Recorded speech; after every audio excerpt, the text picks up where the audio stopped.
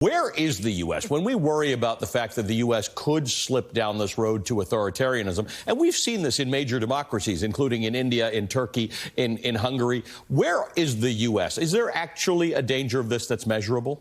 Well, we're very unusual because we only have the two parties, and it's a crisis when you only have two parties and one party has become effectively an autocratic party dependent on propaganda, on corruption, on the threat and reality of violence.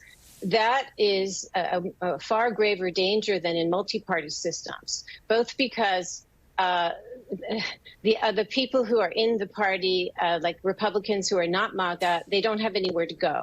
And so now we have an interesting moment where there's the phenomenon of Republicans for Harris. But the reason it's so dangerous for us is that it's escalating, and that's the subject of this segment. And, you know, it's no longer about just polarization, which is me versus you, but we agree to disagree. It's now this active attempt to get people into a state of existential dread.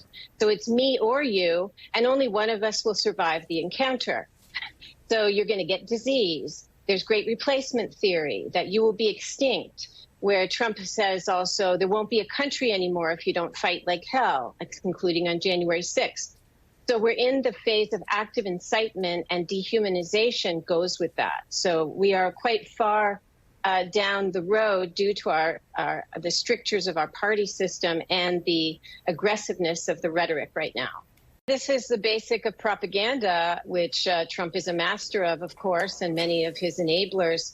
It's not just, propaganda isn't just about getting people to believe this or that individual lie, even a big lie like the 2020 election. It's actually about changing the way people think about the world and also themselves and the associations they make. And so this is where Trump's been hammering at immigrants, crime, disease.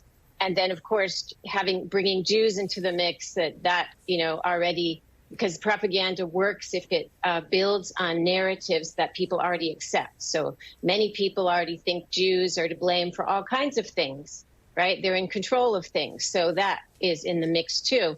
And the one thing we know from the history of authoritarianism is, the leader and his cronies may have one group or two groups that they target at the beginning, but it inevitably expands, as was already said, to other groups. And Dachau, for example, when the Nazis built Dachau, they didn't build it for Jews, the concentration camp. They built it for the first enemies of, the left, socialists, communists, and then liberals. Then they put Jehovah's Witnesses in. Then they put gay people, and then they put Jews.